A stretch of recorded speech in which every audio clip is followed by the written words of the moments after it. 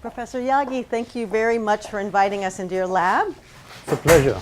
I read that you've come up with a way to actually suck water out of the air and store it. That's true. We use materials called metal organic frameworks, or MOFs, and these are constructed from metal ions that are in minerals and organic units. Here you have the organic building unit and the other of a metal ion. And we mix them together and stir to make the metal organic framework, or the MOF. And once you remove the liquid, this is what you get. And this is the material that is the MOF. So what does that powder look like close up? So if I zoom in on a granule of this solid, the structure does not look very much unlike this. The metal ion and the organic are linked together to make the framework that is the MOF, and it encompasses space. The liquid will bind to the framework, to the interior of the pores. 1/3 of the world population live in arid regions where water is scarce. But that air in those regions contains about 30% humidity. These materials can take up the water from that atmosphere, concentrate it, and deliver liquid water using nothing but sunlight and the MOF.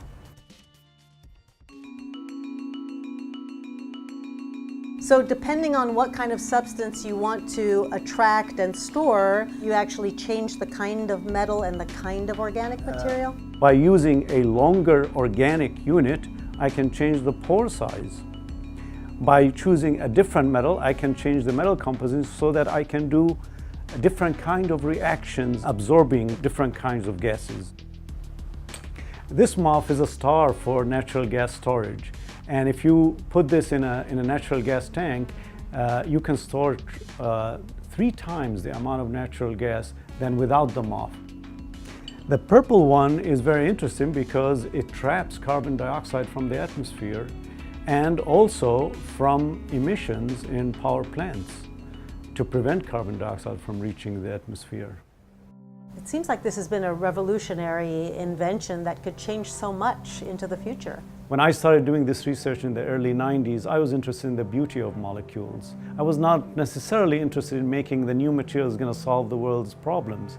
For a lot of problems facing society, such as water, such as carbon dioxide, these are tremendous problems that are being investigated using MOFs worldwide. And what remains is really the wide-scale deployment of these to actually serve society.